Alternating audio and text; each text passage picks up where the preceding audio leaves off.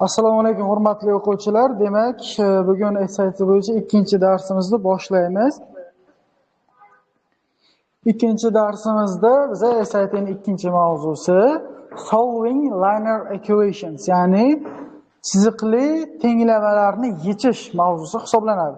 Kecha darsda biza terminlar bilan tanishgan edik. Terminlarga doir 4 ta kichkina mavzuni o'tgan edik. Keling, darsni boshlashdan oldin sizlar bilan savol-javob qilgan holatda o'sha 4 ta mavzuni qisqachasiga tahlilini qilamiz. Misollarimiz qolgan edi. Esingizda bo'lsa, misollarimizni uni oxirgi bo'limiga qo'yamizda, oxirida misollarni tahlilini qilib ko'rib beraman. Demak, birinchi mavzuni tahlil qilamiz. Xo'p, birinchi mavzuni boshida variables and expressions, ya'ni o'zgaruvchilar va ifodalar edi.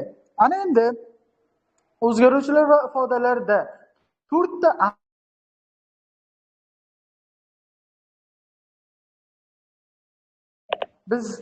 amallarda bizda birinchi amalimiz qaysi edi? Birinchi amalimiz addition edi. Addition amalining attributlari birinchisi qaysidir edi? Eslaymiz.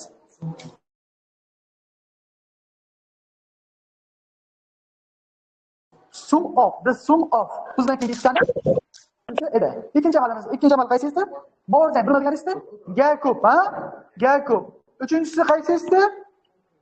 Increased by. Bu nima edi? Ortdi yoki oshdi deganingizda, yaxshi. Qo'shish amalini, terminlarni eslab oldik. Xo'p, keyingisi ayirish amali nima deyiladi? Subtraction. Subtractiondagi birinchi termin qaysi edi? Subtractiondagi birinchi termin qaysi bir edi? Difference. Xo'p, subtractiondagi birinchisi difference between edi, ha? Xo'p, yaxshi. Ikkinchisi qaysi edi? Less than. To'xtang, difference between nima degani edi?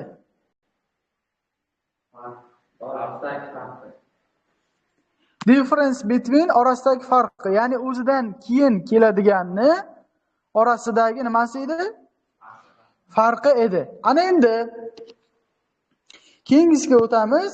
Xo'p, less than demak kam, difference between bu farqi edi.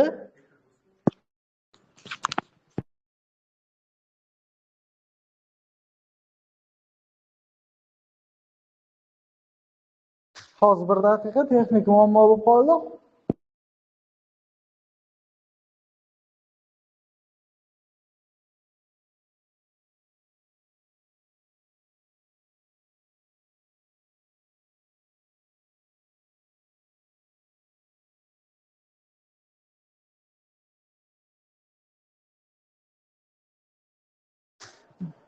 Texnik muammo bo'lib qoldi internet sababli. Ana endi davom etamiz. Demak, biz ikkinchi amalni takrorlayotgan edik. Ikkinchi amalimiz demak ayirish amali subtraction. Birinchisi difference between, ikkinchisi less than ga kam, uchinchisi qaysisi? Uchinchisi decreased by. Nima deganingiz-da? Kamaydi va oxirgisi to'g'ridan to'g'ri buyruq ma'nosida kelardi, minus. Xo'p, keyingi amalimiz multiplication, ya'ni qaysi? Ko'paytirish. Ko'paytirishni terminlar qaysilar edi? Ko'paytirishniki qaysisi? Times. Times degani nima edi? Marta. Yana qaysisi? Product of. Bu o'zidan keyingi ikkitani ko'paytmasi. Yana qaysi bor edi? Qismni ifodalash bor edi-ku. Qismni ifodalash. Qismni ifodalash birinchisi raqam, ikkinchisi tartib raqam. 1/4, masalan 4 dan 1. 3 dan 2 qanday aytiladi? 2/3. 5 dan 2 qanday aytiladi? 2/5. Xo'p, yana qaysi sonlarni aytsak bo'ladi? Masalan 3 taqsim 8 qanday aytiladi? 3/8. Ya'ni birinchisi raqam, ikkinchisi esa tartib raqamni ifodalar edi va bu qismni ifodalagan edi. Ikkinchi mavzumiz qaysi edi? Ikkinchisi order of operations edi, ha? Order of operations nima deganingiz-da? Amallar tartibi. Amallar tartibidagi birinchi ustuvor qaysi? Amallar tartibidagi birinchi ustuvor bu simplify, parenthesis, brackets and fraction bar edi. Ya'ni qavs va kasrlarni nima qilish? Simplify qilish edi. Ikkinchisi nima edi? Eslaymiz. Ikkinchi amalimiz evaluate all the powers, ya'ni darajalarni hisoblab chiqish edi. Uchinchisi do all multiplication and division edi. Ya'ni barcha multiplication, ya'ni kasr, ko'paytirish va bo'lishlarni nima qilishimiz kerak edi? Barcha ko'paytirish va bo'lishlarni ishlashimiz kerak. Qanaqa qoida asosida? From left to right. Ya'ni nima degani bu? Chapdan o'ngga qoidasi asosida ishlashimiz kerak. To'rtinchi bo'lib qaysi edi? To'rtinchi bo'lib do all addition and subtraction in order from left to right. Ya'ni chapdan o'ngga qoidasi asosida ishlashimiz kerak edi. Eslab oldik. Keyingi mavzuyimiz nima edi? Undan keyingisi bizda decimal o'tdi. Decimal nima edi? Decimal o'nlik kasr. Yana nimani o'tdi bizga? Ratsional sonlar bu kasr sonlar, decimal bu vergulli o'nlik kasr sonlar va irratsional sonlar bor edi, ha? Yana qaysi mavzuni o'tdik? Algebraic expressions, exponents va eksponentlarni ham o'tdik, ha? Eksponent nima edi? Eslaymiz, eksponent bu daraja edi. Yana nimalarni o'tdik? Bir xatlarni o'tdik. Bir xat nima deyiladi? Term deyiladi, ha? O'xshash xat nima deyiladi? Eslaymiz, like term deyiladi, ha? Ularni o'xshash xatlarni bitta qilib olish nima deyiladi? Simplify deyiladi. Qachonki bitta qilishda imkoni bo'lmasa, o'sha vaqtda bizada kasrimiz nima kasr deyiladi? Standart shaklga keltirasizki, o'sha standart shaklini ko'rgandik, ha? Kechagi darsimizda va bugun uni tahlilini qilib testlarni yechishimiz kerak.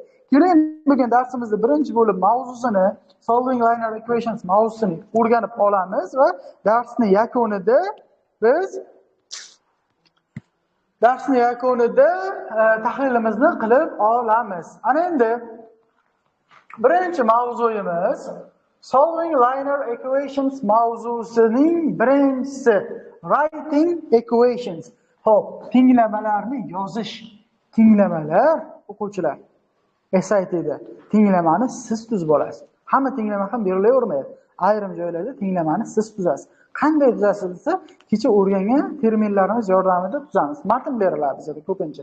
Xo'p, keling endi nima qilaylik? Xo'p, mana buni salgina yoshirib qo'yaylik. Ana shunday.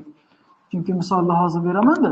Ana endi men sizga hozir mavzuni tarjima qilaman, siz diqqat qilasizda, eshitasiz. Xo'p, an equation is mathematical sentence. Xo'p, tenglama bu matematik gap hisoblanadi. With equal sign. Tenglik bilan birga yozilgan matematik gap hisoblanadi. Bu tenglama. Nima equation degani nima degani ekan? Equation degani tenglama. Siz bilishingiz kerak bo'lgan narsa equation tenglama. Xo'p, to translate a whole sentence into equation. Xo'p, mana bu yerda nima degani? Siz word sentence, ya'ni gapni, so'zlar bilan ifodalangan gapni siz nimaga aylantirish kerak? Into an equation. Tenglamaga aylantirishingiz kerak ekan. Ya'ni bizda so'z matn ko'rinishida beradi. Siz uni nimaga o'girishingiz kerak ekan? Tenglama ko'rinishiga o'girishingiz kerak ekan. Choose a variable to represent one of the unspecified numbers or measures in the sentence. Ya'ni noma'lum raqam yoki o'lchovlarni gapdagi siz variable o'zgaruvchi sifatida represent ifodalay olishingiz kerak. Tenglamani qoidasi shu. Tushundingizmi? Ya'ni matnda berilgan hop unspecified number, ya'ni noma'lum raqamni, ya'ni noma'lum hadni, measures o'lchovlarni gapdagi siz ifodalashingiz kerak, represent. Choose a variable, bitta o'zgaruvchi sifatida ifodalab olishingiz kerak.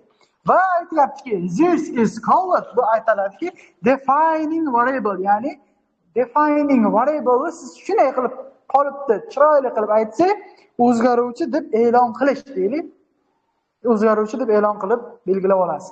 Then use the variable to write equations for the unspecified numbers. Undan keyin o'sha anov bo'yicha, ya'ni nima belgilashingiz bo'yicha siz yangi tenglamani tuzib olasiz. Tenglama tuzib olasiz. Xo'p, keling, ko'p gapirmaymiz, misolga o'tamiz.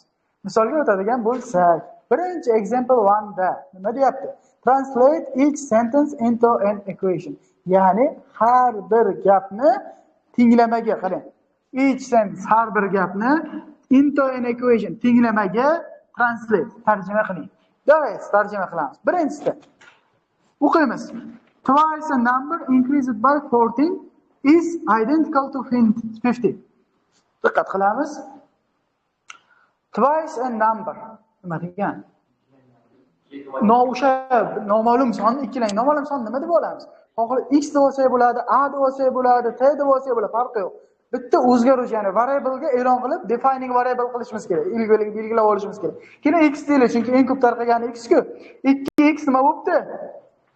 Increased by 14 ga oshdi, yashang. 14 bu 14. 14 ga oshdi. Qarang. SATda is degani bu teng deganiga teng bo'lib keladi ko'pincha.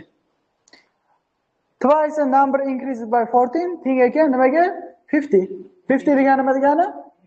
50 degani nechi degani? 50. 50 bu 50. 15 bo'lsa edi 15 bo'ladi. Tushunaymi? Mana biz ham tenglamamiz. Tushundingizmi? Tenglamani hech bilasiz. Lekin uni tuzib olishimiz kerak edi. Tuzib oldikmi? Tuzib oldik. Endi yechaverasiz. Keyin mana bu identical degan so'zga tushunmayotganlar bo'ladigan bo'lsa, identical degani bu bir xil. Slovarizga yo'z olasiz. Tushundingizmi? Davom etaveramizmi? B gap tarjima qilamiz. Qani B gapni o'zlaringiz tarjima qilib ko'ringlar qani? Keyin tekshirasiz.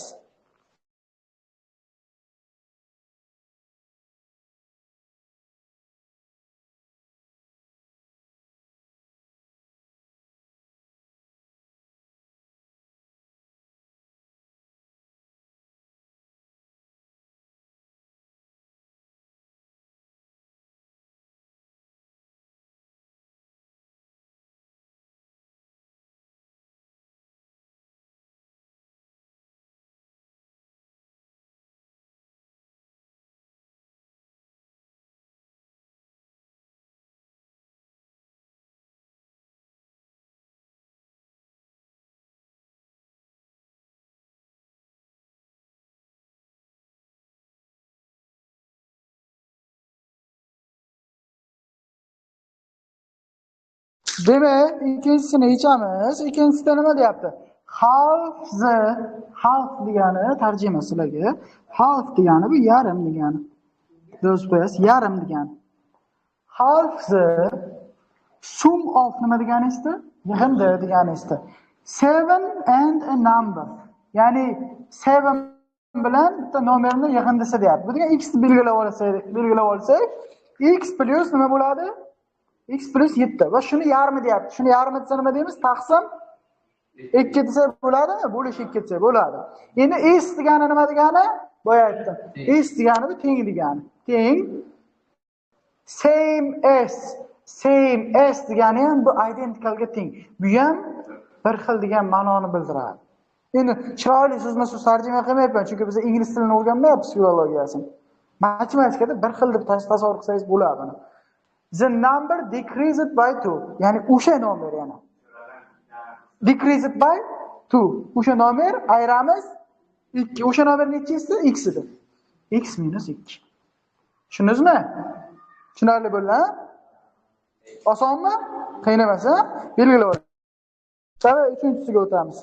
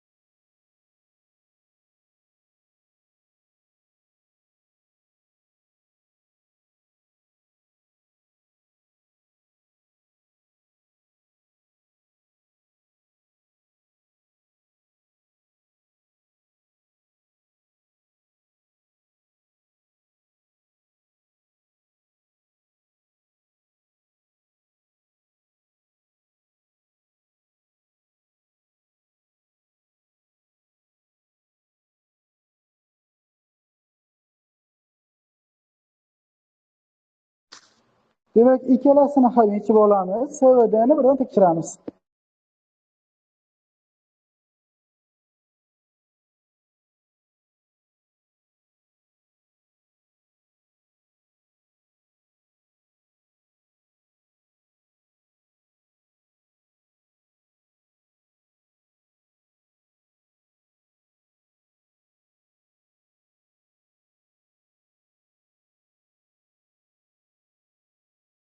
Demak, sesiga qaraymiz. Sesini davom etamiz.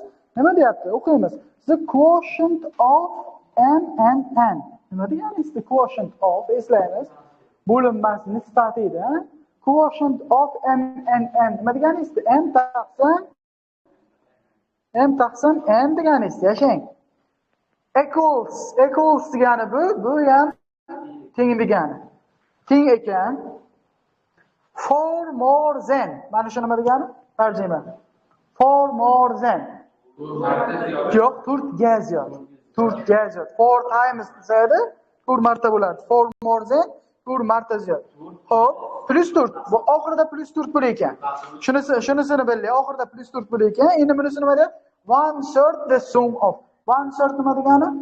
1/3 qismi sum of mn.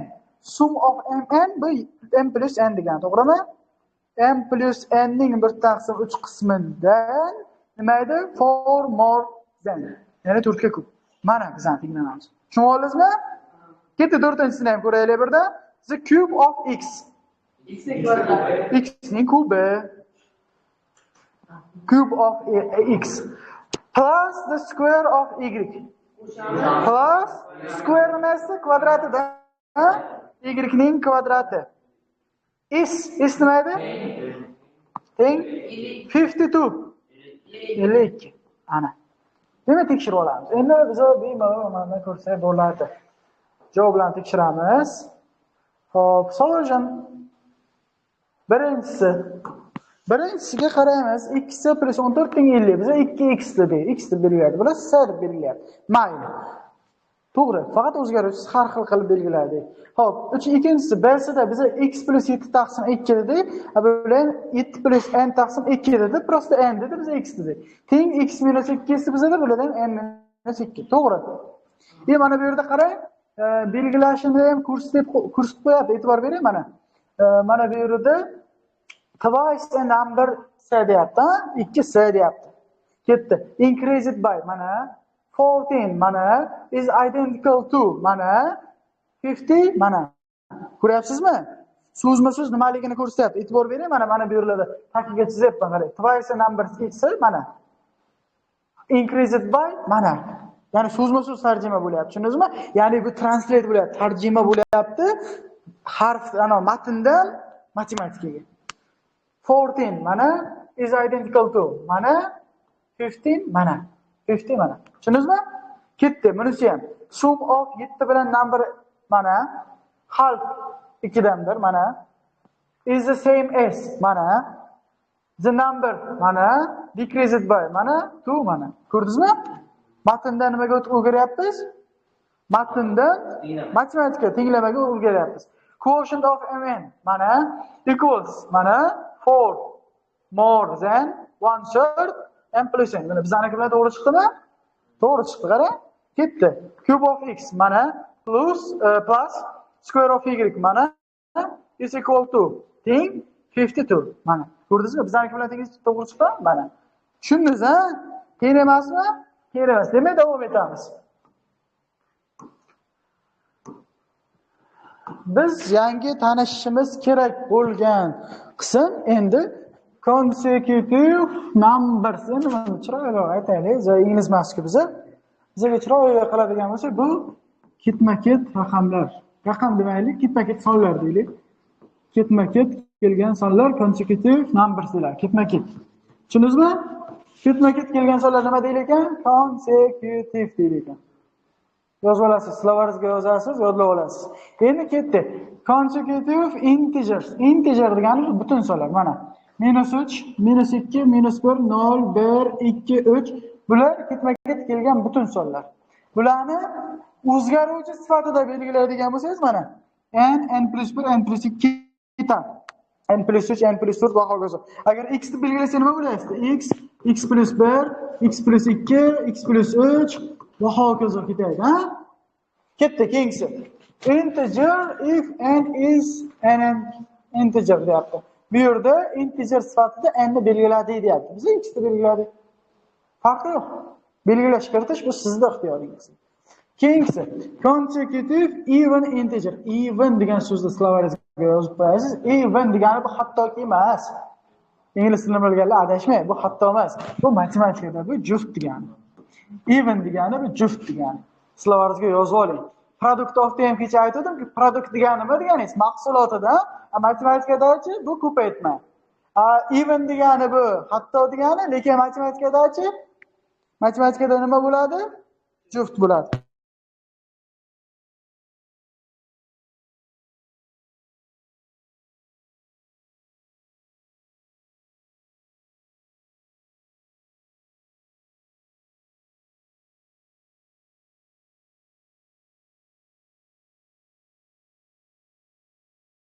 Keyingisi.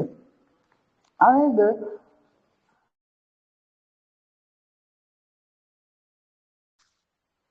qaraymiz. Even degani nima degani? Even degani bu juft degani. Juft sonlar bizani ma'lumingizki, nima degani juft sonlar? O'zidan keyingisidan ikkita ziyod bo'lib ketaveradi. Mana qarang, diqqat qiling. -6, -4, -2, 0, 2. Nechta ziyod? Ikkita ziyod. Shuning uchun n plus 2, n plus 4 ketadi. Agar x ni belgilasangiz tenglamada nima bo'ladi? X plus 2, x plus 4 tushundingizmi? Ketdi. Demak, even nima degani ekan? Juft. Odd integer. Odd degani bu toq. Odd degani bu toq. Mana -5, -3, -1, 1, 3, 5 va hokazo. n plus 2, n plus 4. Buni x plus 2, x plus 4 desak ham bo'ladi. Tushundingizmi? Tushunarli-a? Demak, takrorlab olamiz. Consecutive. Nima degani? Ketma-ket. Even. Juft. Hop, integer. Butun son.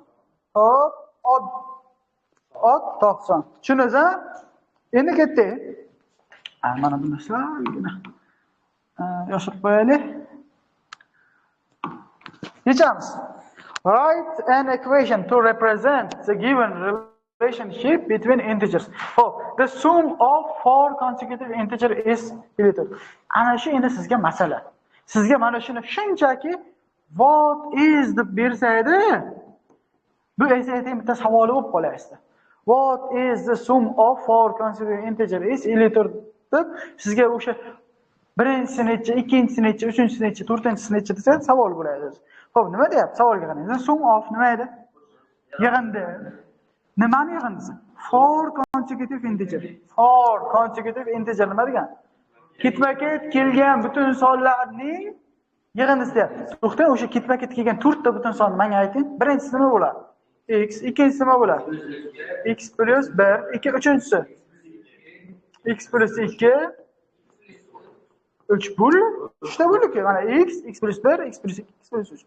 4 ta bo'ldi. Shularning yig'indisi necha ekan? -7. Endi to'xtang. Shuni tenglamasini tuzing deyapti. Write an equation deyapti. Tenglamasini tuzing. Shunchaki qo'shib qo'ysangiz bo'ladi. X plus 1 plus x plus 2 plus x plus 3 teng -54. Tenglamasini hech bilasiz-a endi? Osongina.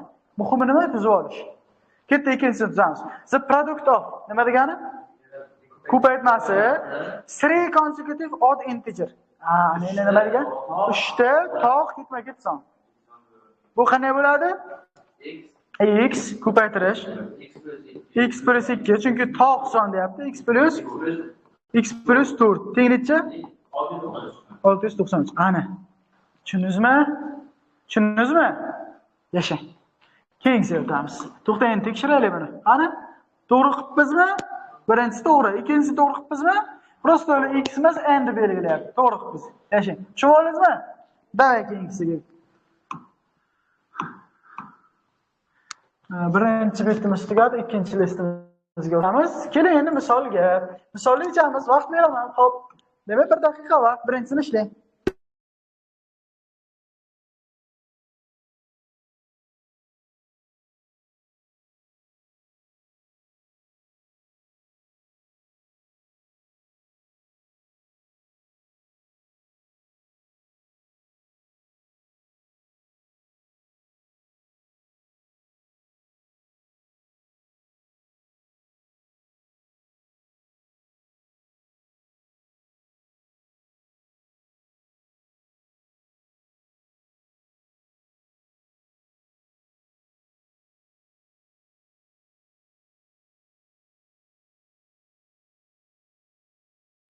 Ketayotganmizmi endi?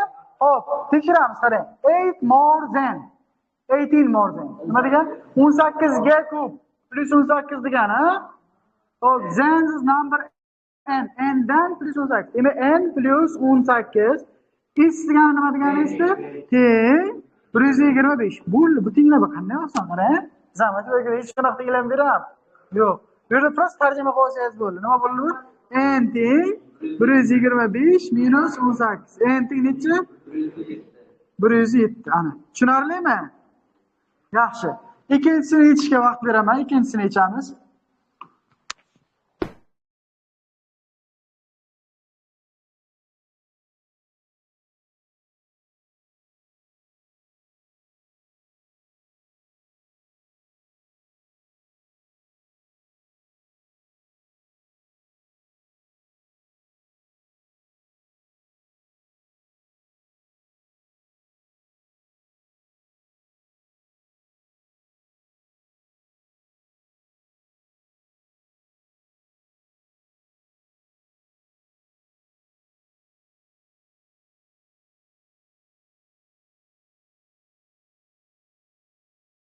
Demak, misolni ishlashga o'tamiz. Qarang, 20 is deyapti. Bu 20 teng deyapti. Tamom, 20 teng bu. 20 teng 7 less than. Bu degan minus 7, ha? Minus 7. Twice number v. Bu nima degani? Twice degani 2x degani bu? 2v. V ning ikkilangani, to'g'rimi? Teng 20 ga.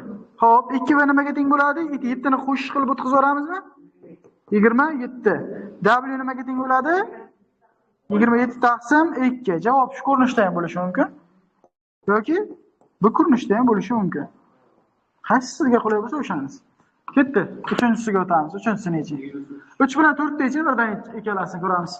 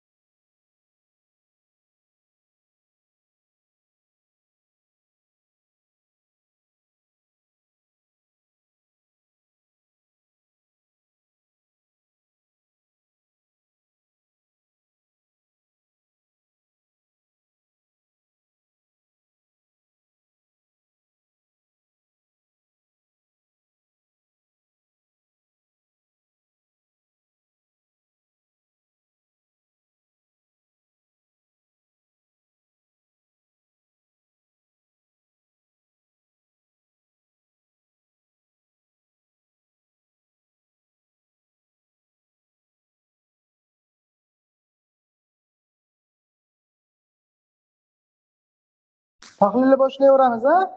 3 tahlildan boshlaylik. 9 less than. Nima degani mana shu yer? -9 degani, to'g'rimi? Twice x. 2x minus 9. Mana bu 2x degani, ha?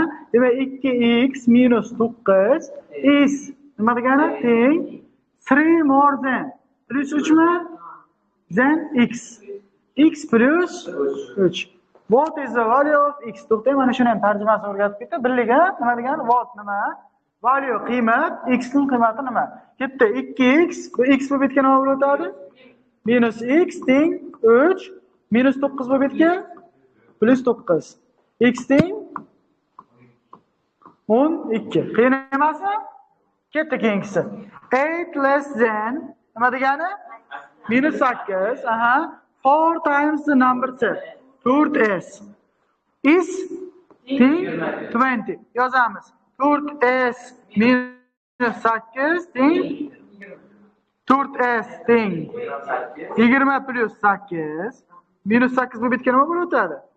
Plus 8 4s teng 28 s teng 7. Tushunarlimi? Demak, 5-chisiga o'tamiz.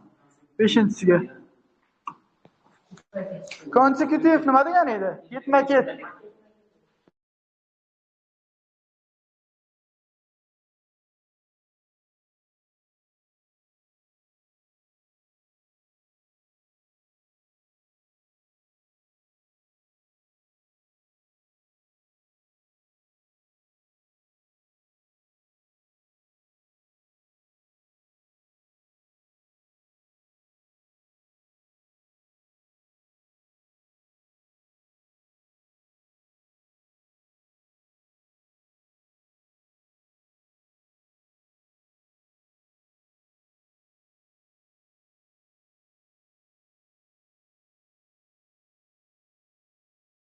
Demak, tayyor bo'lgan bo'lsangiz, tinglamasni boshlaymiz, ha?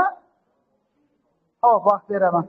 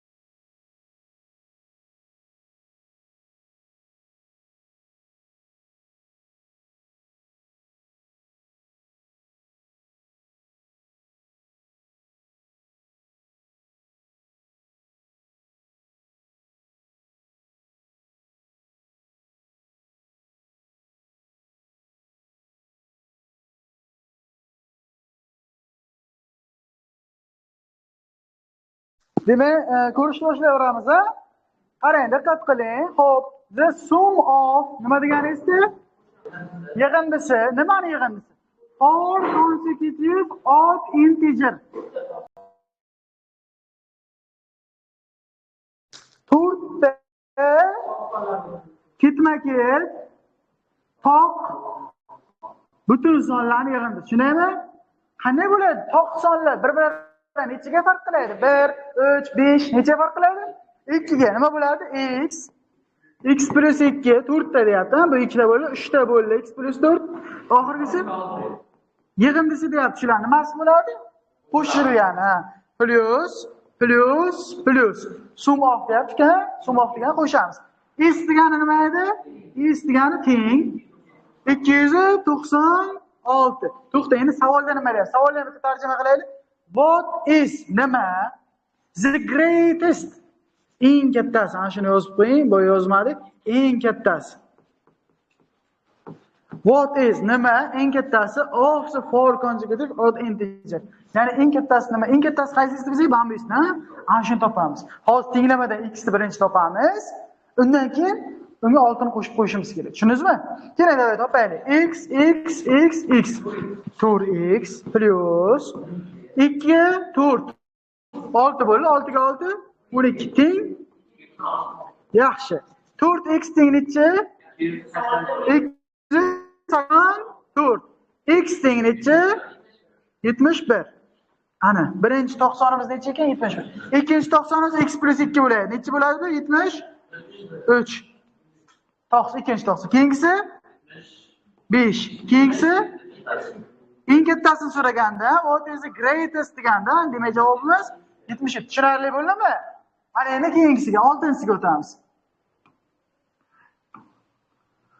6-sini yechishga sizga 1 daqiqa vaqt.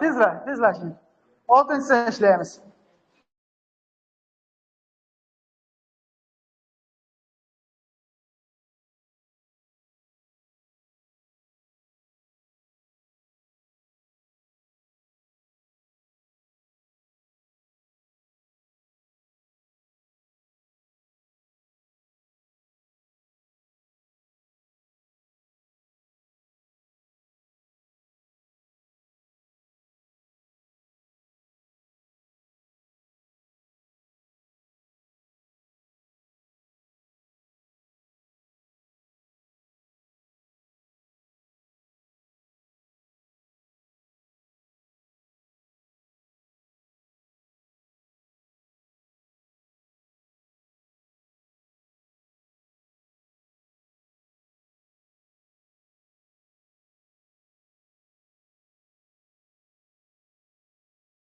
Demak, ko'rishni boshlaymiz, hurmatli o'quvchilar. Qarang, nima degani? The sum of nima esti? Yig'indi. Tarjima qilyapmiz. Yig'indi. Hop, 3/4. Bu nima esti? 3 taqsim 4. Esladigan kasrda yozilishi, ha? Birinchisi raqam, ikkinchisi esa tartib raqami. Keyingisi of the number a.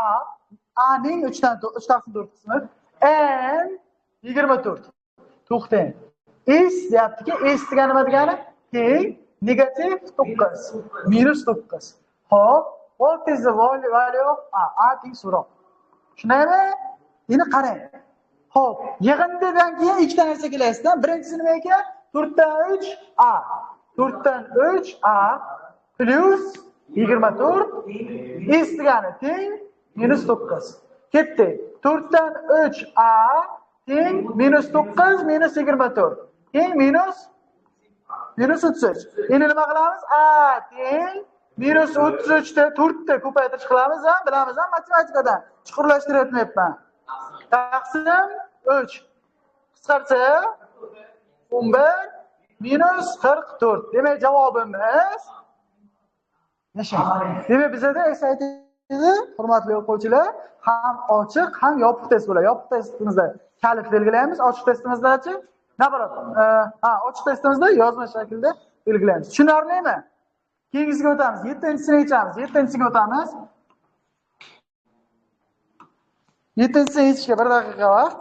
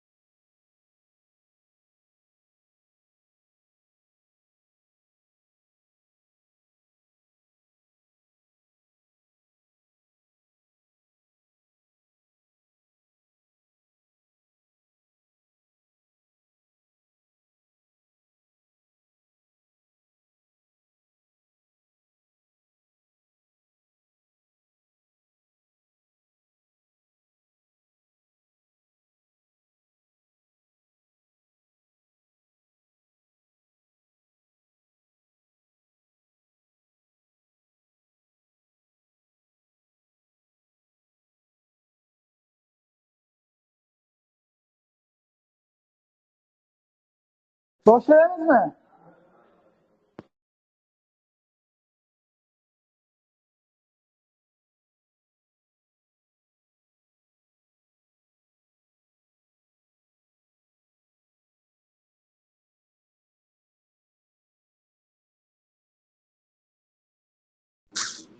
Demak, boshladik. Qarang. Hop. E'tibor bering. Bitta so'zma-so'z tarjima qilib ketamiz. A number J is decreased by 23. Nima degani? Minus 23. G minus 23 and then deyapti. Keyin multiplied by 2 dan 1. Ana shu 1 taqsim 2 ga ko'payadi. Tushundingizmi? Oldin J decreased by 23, keyin bunday bo'ladi deyapti-ku. Shuning uchun qavsga oldim. Tushundingizmi? Va the result, natija is degani nima degani? Teng 8 mol plus 8 then twice number G.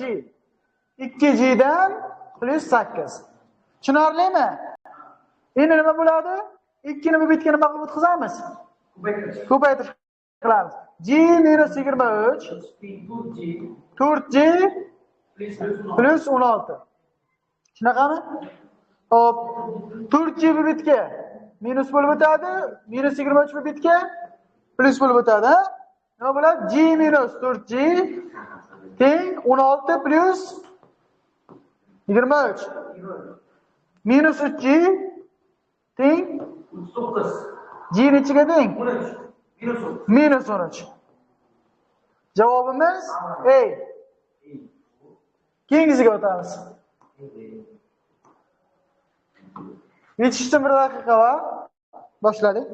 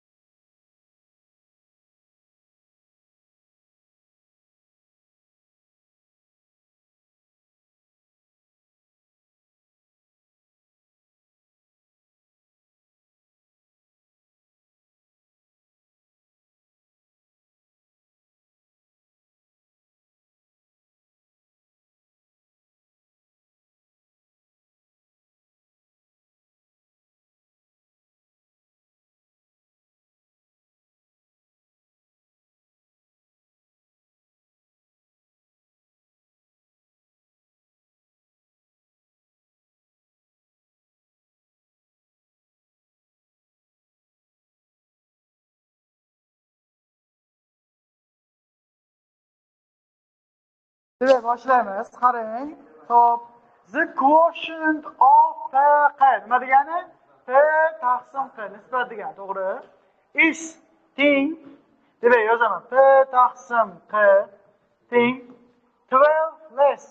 Minus 12 deganimi? 3 times 3 marta. Hop, sum of P plus Q. Demak, 3 ko'paytirilgan P plus Q minus 12. Javobimiz tushunarli? Yaxshi, keyingisiga o'tamiz. Demak, keyingisi test ikkinchi mavzu. Ikkinchi mavzuyimiz solving equations. Xo'p, bu bizga matematik jihatdan juda ham tanish. Shuning uchun chuqur tanishtirib o'tmayman. Solving equations degani tenglamalarni yechish. Nima degani bu? Xo'p, qoidalar bor. Qoidalarni o'rganamiz. Addition property. Qo'shish qoidasi. Xo'p, agar tenglikni ikki tomoniga bir xil sonni qo'shsa, tenglik o'zgarmaydi. Tarozi deb tasavvur qiling. Tarozini ikki pallasiga bir xil tosh qo'ysa, o'zgaradimi? Yo'q. Demak, qo'shish qoidasi. Ikki tarafiga bir xil son qo'shsa, o'zgarmaydi. Qarang, bizga tenglama beryapti-ku. Aslida tenglamani kelib chiqishi mana shu yerda, o'rtoqlar. Bizga -3 bu betga +3 bo'lib o'tmaydi. Mana x -3 ga +3 qo'shyapti-da, bu betga ham 3 qo'shyapti. Tushundingizmi? Ikki tarafga bir xil tosh qo'yapti. Ko'ryapsizmi? Keyin tenglama ishlanyapti. Mantiq tushundingizmi? Mantiq aslida bu betdan bu betga o'tkazish emas. Mantiq aslida tarozini ikki pallasiga bir xil tosh qo'yish yoki bir xil toshni ayirish. Subtraction property, ayirish qoidasi. Ikki tarafdan bir xil qiymatni ayirish. Bu naborot teskarisi. Ikkita bir xil toshni ayirib tashlash. Mana x + 2 teng 6 esti, -2 -2 qilib tashlash ikki tarafga. Bu yerda x qoladi, bu yerda esa 4 qoladi. Ha, ya'ni aslida bizlarni o'zimizni matematikada, o'zbek tilidagi matematikada bu bitga o'tkazamiz deymiz-ku. Aslida bu bunday emas, mana bunaqa holatda bo'lganda o'tkazish emas, ikki tarafga bir xil toshni qo'yish yoki ikki tarafdan bir xil toshni ayirish bo'lgan. Keyingisi multiplication property. Ikki tarafni bir xil songa ko'paytirish mumkin. Faqat qarang, 2 dan 1 x teng 3. Ikkalasini ham 2 ga ko'paytiryapti. 2 ga ko'paytirsa bu qisqarib ketadi. X teng 6 bo'lib qoladi. Ko'rdingizmi? Mana bu nima qoidasi ekan? Ko'paytirish qoidasi ekan. Keyingisi division property. Bo'lish. Qoida demayli, xossa deydi, bo'lish xossasi. Ikki tarafda istalgan songa bo'lib olish mumkin, faqat 0 ga teng bo'lmagan songa 0 ga bo'lish mumkin emas-ku, ha. 3x teng 15 bo'lsa, ikki tarafni 3 ga bo'lib olar ekanmiz aslida. Mana, qisqaradi. Bu 5 bo'ladi. X teng 5 bo'lib qoldi. Ko'rdingizmi? Endi qarang. Xulosa nima? Tenglikni ikkala tarafiga bir xil narsani qo'shish mumkin, ayirish mumkin, ikki tarafni birgalikda ko'paytirish mumkin, ikki tarafni birgalikda bo'lish mumkin. Bu mana shu tenglikning xossalari. Endi davom etamiz.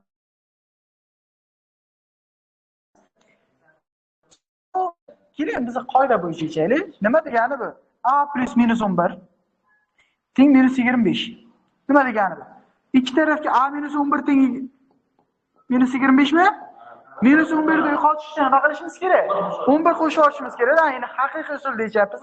A minus 11 plus 11 teng minus 25 plus 11. Shundaymi? İki tarafga 11 degan toshni qo'ydik. Nima bo'ladi? Bu ketdi. A teng minus 14. Yaxshi. Shuningizda o'zimiz usul bilan eshitdik-da bu. Mana bu hozir o'rgangan usulimiz bilan. Bunda nima qilib olishimiz kerak? 8 ga bo'lib olishimiz kerak. 8y taqsim 8 teng minus 24 taqsim bu y teng. Ana ko'rdingizmi? Demak bu nima ekan? O'zimizni xossa ekan. Ketdi endi tekshirish. Mana bizning xossa bo'yicha ishlayapti, ko'rdingizmi?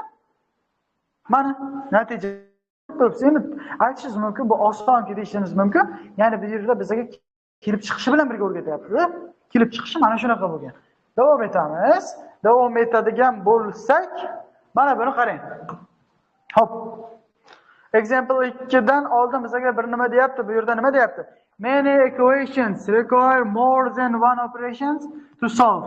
Nima degan? Ko'pincha tenglamalarda many equations require more than one operation. Birdan ziyod bo'lgan operatsiyalar, ya'ni amallarni talab qiladi yechish uchun. Hop, such equations are called multi-step equations. Bizda murakkab tenglamalar deyiladi-ku. Bular nima deyiladi? Multi-step equations, ya'ni ko'p qadamli tenglamalar. Ketma-ket bir nechta qadam bajarilishi kerak. Ya'ni bitta ish bilan chiqardik-ku, mana bunga o'xshash. Bunaqa tenglama emasda ko'proq ishi bor. Ya'ni biz buni nima deydik? O'zimiz aytayotganda murakkab tenglama deydik, ha? Hozir uni ham ko'ramiz. To solve multi-step equations. Ya'ni yechish uchun solve degani nima degani? Yechish.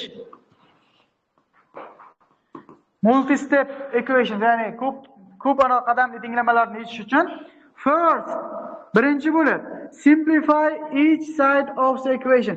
Ikki tarafni ham simplify, soddalashtiring. Simplifyga nima kerak? Kecha order of operations o'tdik.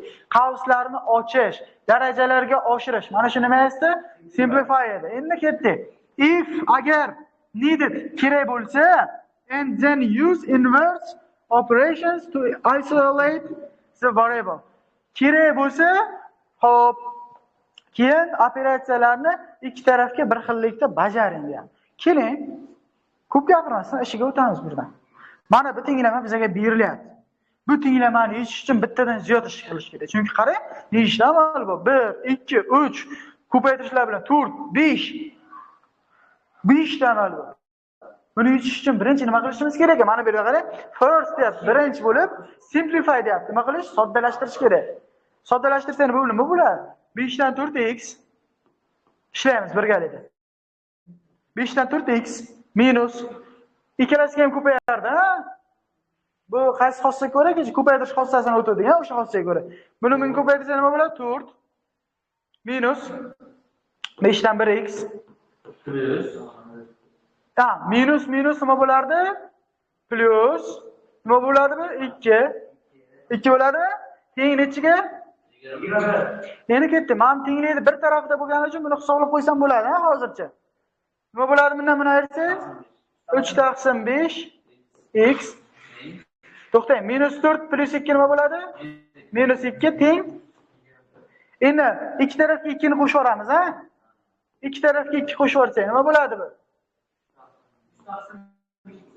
3 taqsim 5x teng 23. Ikki taraf 5 ko'paytirib yorsak 3x teng nima bo'ladi? 115 mi? 5. Ikki tarafni 3 ga bo'lib yorsa x teng. Xo'p, tekshiramiz. Salini adashdingmi biza?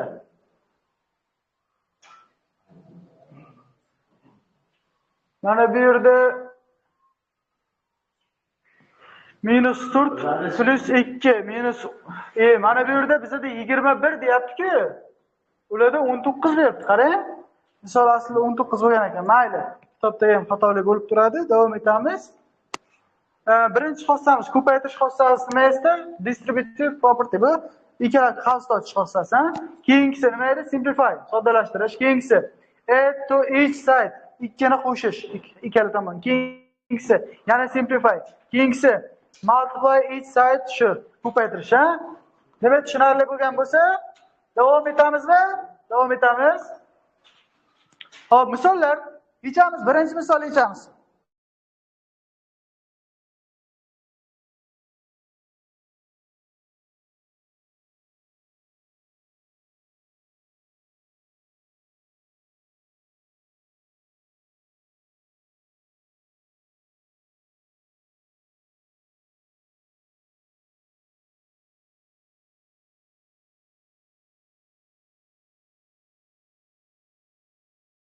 Tinglamani birinchi savolni yechayotgan vaqtimizda e'tibor bering.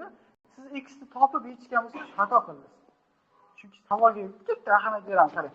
Given the hozir given the above equation yuqoridagi tenglamaga ko'ra what is the value of deyapti. X demayapti, mana buni so'rayapti. Bu nima degani? To'xtang. 20 minus 11 plus x deganimi qavsda ochadigan bo'lsa, endi qarang. Minus 11 plus x nimaga teng edi? 20 plus 9. Pul. Siz x ni topib, o'rniga qo'yib ishlasangiz, ish ko'payadi. SATda bolalar qaranglar. O'quvchilar, SATda sizlarga vaqt yetarli emas. Siz tezlikka ham ishlashingiz kerak. Siz faqatgina oson savol ekan ishlayman deb bitta savolga 2 minut, 3 minut sarflab o'tirmang. imkon qadar tezroq usulda ishlashingiz kerak. Tushundingizmi? Hozir buni o'zingizgacha x ni topib, uni aytib qo'yib ishlagandirsiz. Lekin javob chiqqandir, lekin qiyinroq. Qiyin emas, ko'p vaqt talab etadi. Vaqt tejaymiz. Ikkinchisini yechamiz.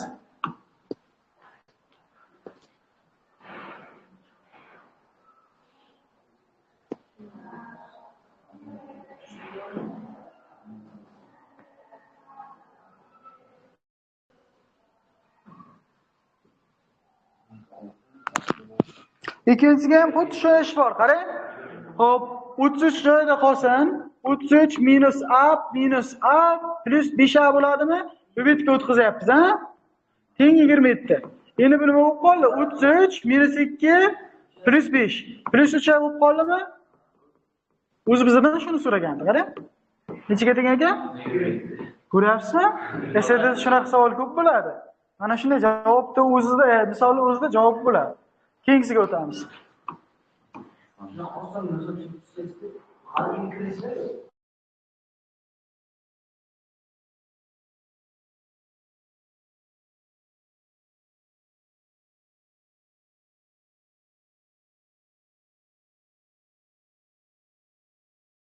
Asosan bunaqa savollar birinchi modulda keladi. Birinchi modulda osonroq savollar nisbatan.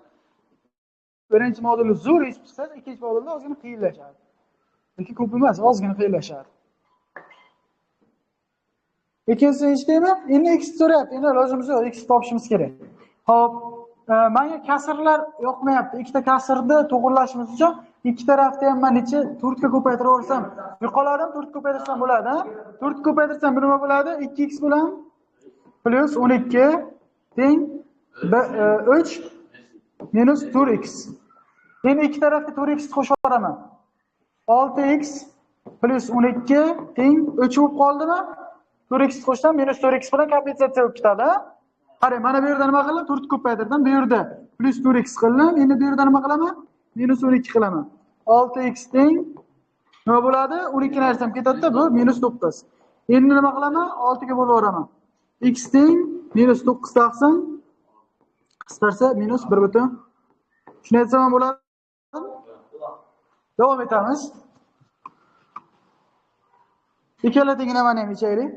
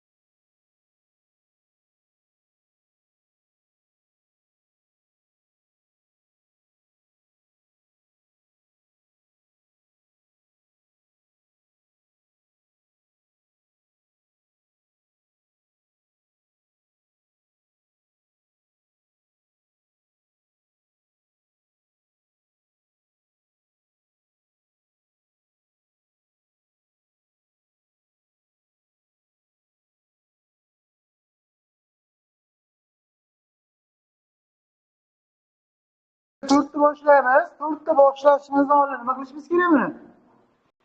Simplify qilishimiz kerak, ha? Qavslarni soddalashtirishimiz kerak. X minus 3 plus 2x bo'ladimi? Mana bu ta'sirda plus 4 minus 5x. Teng nechiga? Endi ana shu yerni o'ziga yechamiz. X ga 2x, 3x. 3x dan 5x tayyorlaydi, minus 2x. Minus 3 ga plus 4 plus 1. Teng nechi? Minus 7. Endi ikki tarafdan nima qilamiz? Birini ayiramiz. Minus 2x teng minus 8 bo'ladimi? İki tarafga minus 2 bo'lamiz. X teng 4. Javob chiqdi. 5-siga o'taymi, ishlasizlarmi? Hop, 5-si if agar 3 quarter degan 4 dan 1 degani, 3 quarter degan 4 dan 3 degani. Of a number x deylik, x ning 4 dan 3 qismi decreased by 20 minus 20 deganimi? Minus 20 is equal teng to 82. 82 degani? Endi what is the number? Ya'ni x ning so'roq. Davom etamiz. İki tarafga 20 ni qo'shamiz. 4 dan 3x teng 100. İki tarafda 4 taqsim 3 ga ko'paytirsak yo'q bo'lib ketadimi? X teng nima bo'ladi? Aytamiz. 34 kere 4 bo'ladimi? Necha bo'ladi? 120, 136. Javobimiz 136. Tushunarlimi? Keyingisiga o'tamiz. 6-siga o'tamiz. 6-si demak bu yerda ekan, 6-siga o'tamiz. 6-siga nima deyapti? Ishlab olinglar, vaqt beraman.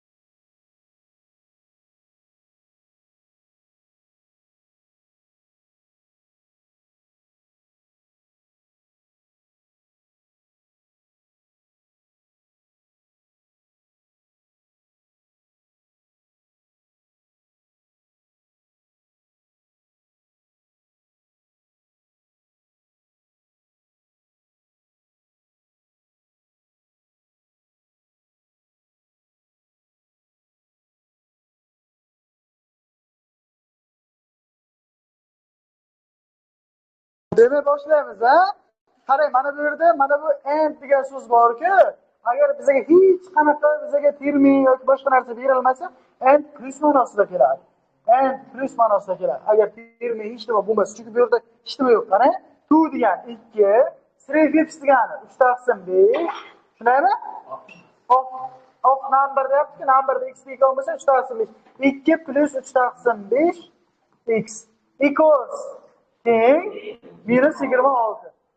What is the number deyapti. O'sha x'ni top teng deyapti. Qani topamiz? Ikki tarafga 2 ni ayiramiz. 3 taqsim 5 x teng minus 20. Shunday bo'lyaptimi? Qisqaryaptimi? Xo'p, hozir 1 daqiqa bo'lsa bir qayerdadir nimadir qolib ketibdimi? Buni yechimidan bir ko'rishimiz kerak-da hozir.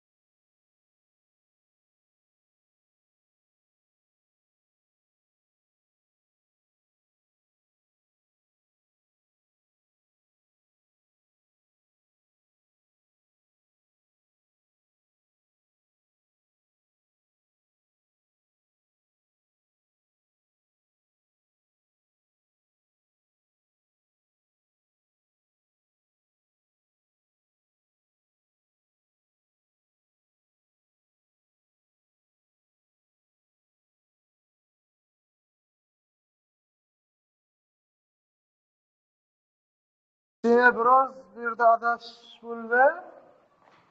Qaraymiz.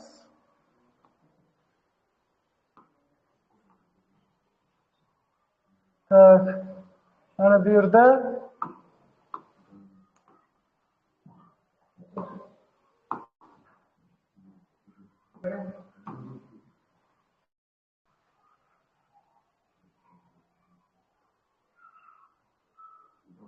mana bu yerda adashish bo'libdi. Qarang. Tak. 2 va 3 taqsim 5 x deyapti-ku.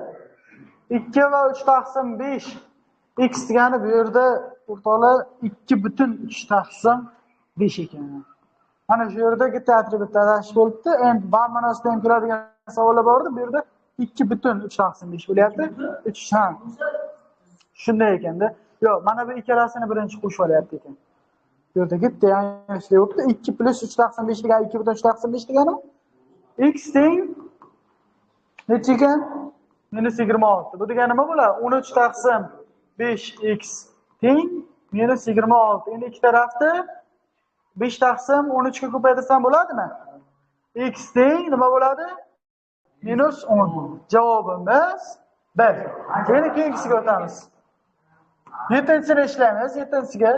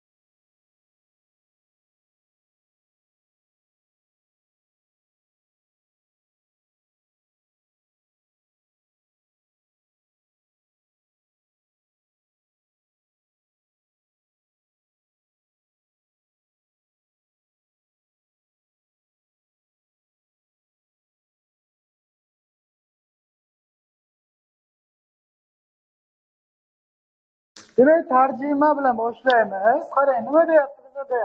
There are bu yerda bor 142. Nima degani? 142 ta student in a high school band. Ya'ni band bu guruh deydi, guruh ma'nosida. Guruhda 142 o'quvchi bor. Guruhda 142 o'quvchi bor. These students, mana shu o'quvchilar represent ifodalaydi, namoyish etadi. Students, bu nima degani? 2 taqsim 9 of the total students in the high school. Total umumiy o'quvchilarning 2 taqsim 9 qismi. Umumiy o'quvchilarni mana shu yerdan ana bu totalni x ni belgilaylik. Maylimi? Demak 9 dan 2 x teng shunaqa bo'lyaptimi? Endi how many students attended school? Xo'p, nima qilamiz? 9 taqsim 2 ga ko'paytirsak bo'ladimi? X teng nima bo'ladi bizda? 639. Javobimiz C. Keyingisiga o'tamiz. Ishlaymiz keyingisini.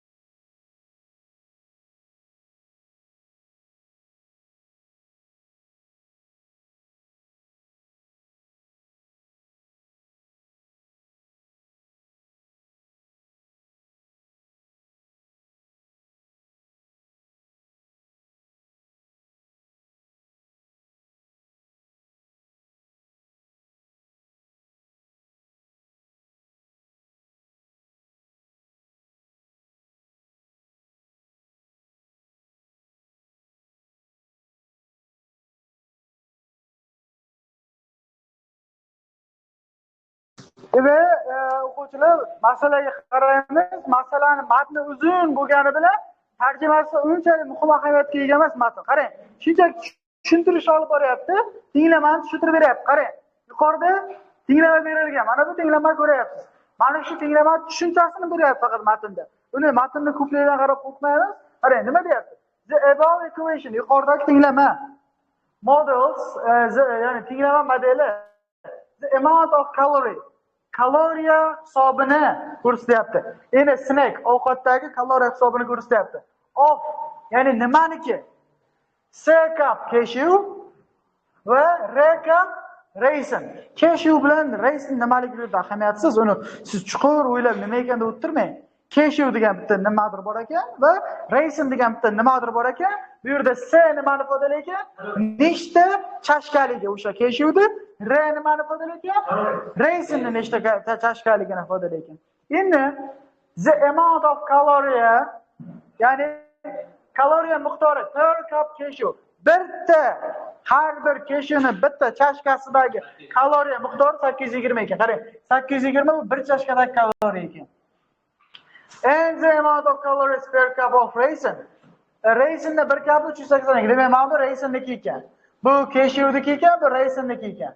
Endi aytyapti. According to the equation, tinglamaga ko'ra, how many cups of raisin are used?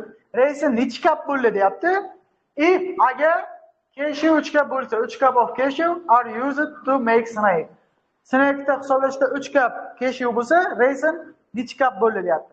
S teng 3 deganim bu. Chunki cashewda kapda nechasi? Samida bu yerda nima deyapti? 3 cup deyapti. Bu yerda esa S cup deyapti. Demak, S teng 3 deganimi bu? Buni tenglamay qo'yamiz. 820 ko'paytirilgan 3 plus 380 R teng 4360. Nima bo'ladi bu? 2460 380 R 60. İki tarafdan 2460 derse 380 R teng 1900. R teng 5. Demek cevabımız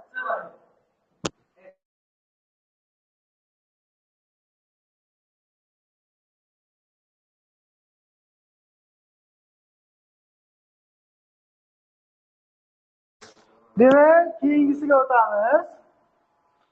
Keyingisi mavzu bizada solving equations with variables on both sides.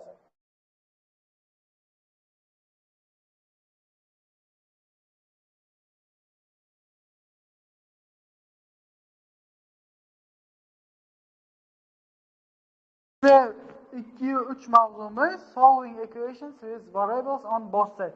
İki tarafda ham o'zgaruvchi bo'lgan vaqtida yechishni o'rganamiz. Bu yerda nima deyapti? Some equations have variables on both sides. Ba'zi bir tenglamalarda ikki tarafda ham o'zgaruvchilar bo'ladi. To solve such equation, yechish uchun mana shunday tenglamalarni. First, use addition or subtraction property of equality to write an equivalent equation that has all of the variables on the sides. Hop, nima degani? Ikki tarafga ham bir xil narsani qo'shib berishimiz kerak deyapti. Then use multiplication or division property of equality to simplify the equation if necessary. Kerak bo'lsa, ko'paytirish va bo'lishni xossasini ham qo'llaymiz deyapti. When solving equations contain grouping symbols, use distributive property to remove the grouping symbols. Ya'ni guruhlash simvollar, ya'ni guruhlash elementlari bo'lsa, ularni ochish uchun multiplication distributive property, ya'ni ko'paytirishni ochib chiqish xossasi bor-ku, xavsdan o'sha xossadan foydalaning deyapti. Agar qachon qavslar bo'lsa, brackets bo'lsa, o'sha vaqtda distributive propertydan foydalaning deyapti. O'sha narsa, qiyin narsa emas. Nima qilamiz buni? Keling, qaysi usul oson? Ko'paytma usuli oson. Ikki tarafni ham 3 ga ko'paytirib olamiz. Nima bo'ladi? 7x minus 24 18 plus x. İki tarafdan x ayırib olamiz. İki tarafga 24 qo'shib olamiz. Shuni aytsam bo'ladimi? X esa 6x.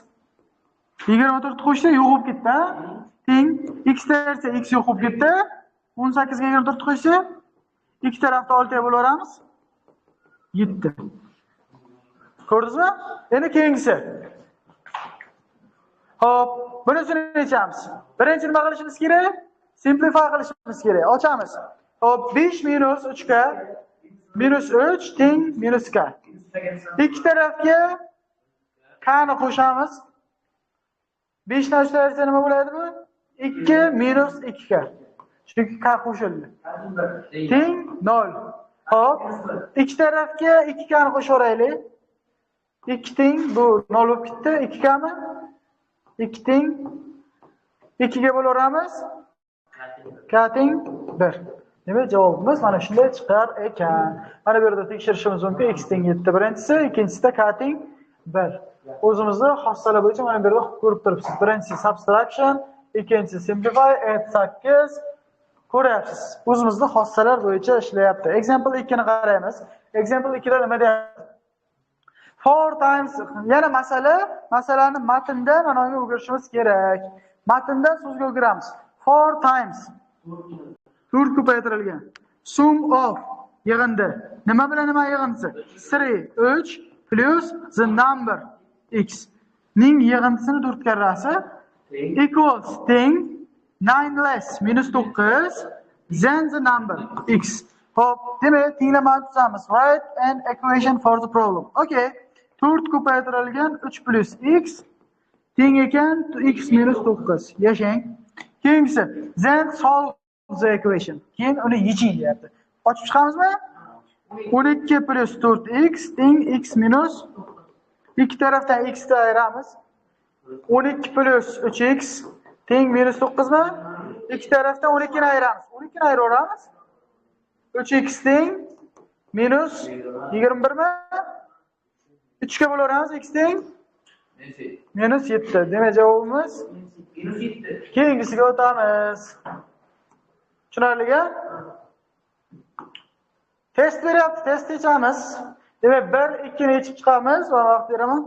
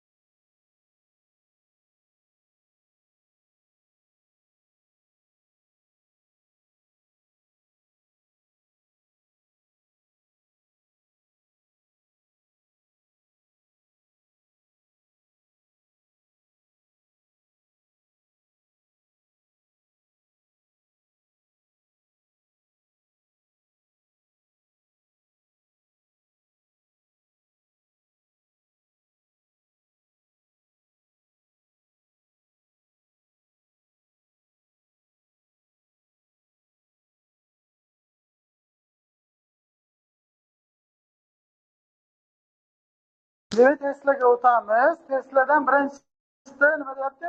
Mana shu tenglamamiz berilgan va yechimimizdan mana bu narsani so'ralyapti. Xo'p, ikki tarafdan 2n ni ayirsak, 5n plus 3 teng minus 12. Xo'p, ikki tarafga 3 ta ayirsak, 5n teng minus 15. İki taraf 5 ga bo'lsa, n teng minus 3. N teng minus 3 bo'lsa, minus n teng plus 3 mi? Plus 3 plus 3. Javobimiz 6. Ikkinchisiga o'tamiz. Xo'p, nima qilinadi bunda? Ochib chiqamiz, ha? Ochib chiqqan qilay. 7h minus 35 minus 3h teng 3 taqsim 2h. Mana bu nima bo'ladi? 4h minus 35 teng 3 taqsim 2h. 2 ga ko'paytirib yuboraylik. Xo'p, 8h minus 70 teng 3h. 3h ayirib yuboraylik. 3h ayirib 70 ni qo'shib yuboramiz, ha? Nima bo'ladi? 5h teng 70. H teng 14. Tushunaymi? Bizga h kerak, 7 dan 1 h kerak, ha? Yana 7 ga bo'laveramiz. Necha bo'ladi? 2. Keyingisiga o'tamiz. Keyingisiga nima so'ragan? Keyingisiga s teng 2 bo'lsa, r teng so'ralgan. Tarjima kerakmi? Given the above equation, yuqorida berilgan tenglamada if agar s teng 2 bo'lsa, what is nima value of r? R ning qiymati nima? Sen o'rniga nima qo'yamiz? 2 ni qo'yamiz, ha? To'xta, undan oldin 33 ni ko'paytirib yuboraylik, osonroq bo'ladi, ha? 33 ko'paytirsa nima bo'ladi? 11r plus 3s teng necha bo'ladi? 39 bo'ladimi? Endi sen o'rniga 2 ni qo'ying. 11r plus 6 teng 39. 11r teng 33. R teng javobimiz chiqdimi? Keyingisiga o'tamiz. Keyingisiga nima deyapti bizda? What is the value of k if mana shu tenglama berilgan bo'lsa? Nima qilamiz birinchi? 3 ko'paytirib olish kerakmi? 9 minus 2k teng 3k minus 6. Hop, endi ikki tarafga 2k ni qo'shib yuboramiz. Hop, 9 teng 5k minus 6 mi? Ikki tarafga endi 6 ni qo'shib yuboramiz. 15 teng 5k mi? Ikki tarafni 5 ga bo'laveramiz. K teng 3. Keyingisiga o'tamiz.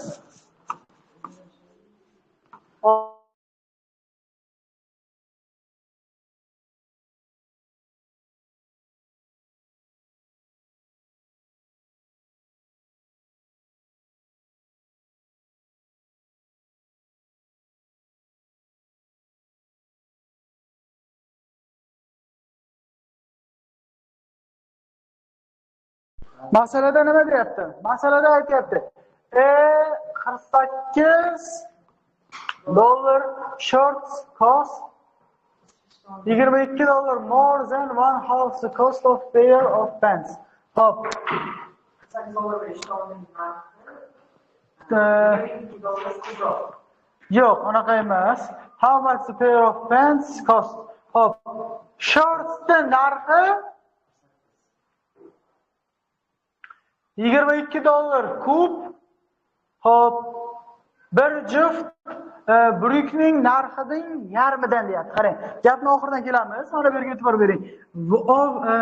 Pair of pants, ya'ni bir juft bruk, ya'ni x deb olaylik. Shu x half one half deyapti. Bu degani nima degani? Yarmi deganimi? X taqsim 2, 22 more than deyapti. Bu degani plus 22 deganimi? Shunga qo'shsa 22 teng nima ekan? 48 dollarlik short hosil bo'lar ekan, ha? How much does a pair of pants? Shuning uchun endi demak mana shuni bizda so'ralayotgan narsa. Mana shu pair of pants so'rayapti, ha? 22 ni ayiramiz. Keyinchi 2 ko'paytiramiz. Xo'p, 22 ni ayirsak nima bo'ladi? X taqsim 2 teng. Xo'p, 26. X teng 2 ko'paytirib olsak, javobimiz 52. Keyingisiga o'tamiz.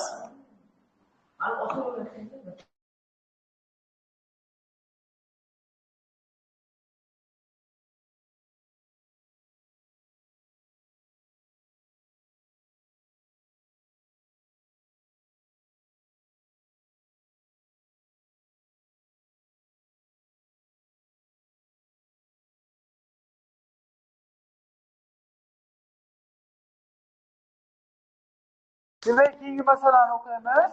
Twice the number n. Nima degani 2n. Increased by 11 plus 11 is thing the same as yani thing 6 times the number 6x decreased by 9. What is the value of n? Endi topish. To'xtang. Bu n man bermayman. Chunki ikkalasini bir xil belgilashimiz kerak edi. Endi hop 9 ni qo'shamiz, 2 ni ayiramiz. Hop 2 ni ayirsak ketadi, 9 qo'shsak 20 teng. 2 ni ayirsak 4n, 9 qo'shsak ketdi. Endi 4 ga bo'lamiz. n teng qara qanday oson bo'lib qoldi. Keyingisiga o'tamiz. 1/2 of number increased by 3. 1/2 bu 2 dan 1 x increased by 3 plus 3 mi?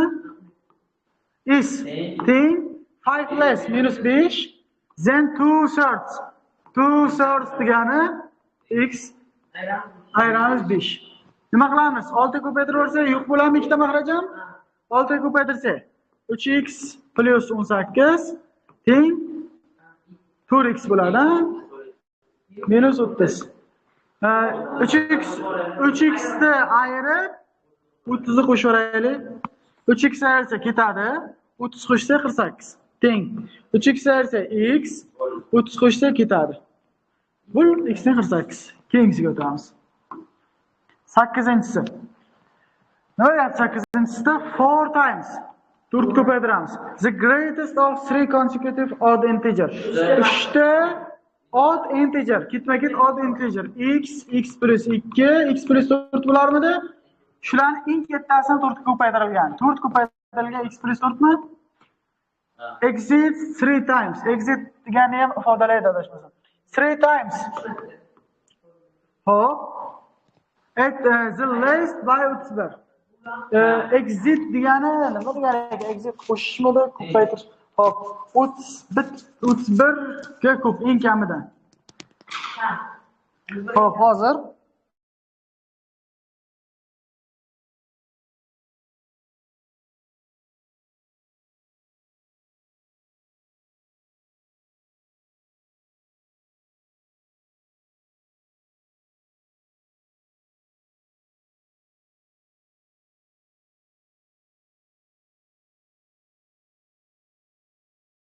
exit bu yerda nima edi? Exit bu yerda kengayish, oshish, ha? 3 times degani bu 3n. 3n emas, 3x deb belgiladik, ha? 3x. Nima uchun x deb belgiladik? Chunki the least deyapti, eng kami deyapti. Eng kami x edimi? The greatest x plus 4 edi, ha? Demak, x plus 4 da 4 martasi. Exit oshgan deyapti 3 times, ya'ni 3x eng kamidan nechiga oshgan? 31 ga oshgan. What is the greatest of the 3 consecutive odd integer? Yani eng kattasini topish kerak. Oldin tenglama aytish kerak. 4x plus 16, 3x plus demak nima qilamiz? X teng 3x ni ayirib yuboramiz, ha? Xo'p, 3x minus 16 ni ayiramiz. Tak, ba'da 3x ketdi, ba'da 16 ketdi. Bu yerdachi 15. X teng 15. Keyingisi nima bo'ladi? 15 bo'lsa, keyingisi 17 bo'ladi. Keyingisi 19 bo'ladi. Eng kattasini so'rayaptimi? Greatest degani? What is the greatest degani eng kattasimi? Eng kattasi necha ekan? Demak javobimiz 19. Demak o'quvchilar, bugungi bo'lgan mavzuyimiz mana shu yerda yakunlanadi. Demak bugun nimalarni o'tdik? Tenglamalarni yechishni o'tdik. Tenglamalarni ikki tarafiga bir xil ishoralarni qo'shish, ko'paytirish, ayirish, bo'lish mumkinligini o'tdik. Ularni soddalashtirishni o'tdik va ularni matndan tenglamaga tarjima qilishni o'rgandik. Demak, uyda sizga mana shu bo'limni, mana shu PDF bo'yicha yetib kelishni topshiriladi. Demak, terminlarni yodlaysiz, masalani tuzishni o'rganasiz, matndan tenglamaga ko'chirishni o'rganasiz. Keyingi darsimizda mana shunday darslar davom etadi. Demak, e'tiboringiz uchun rahmat. Salomat bo'linglar. Demak, darsimiz shu yerda yakunlandi.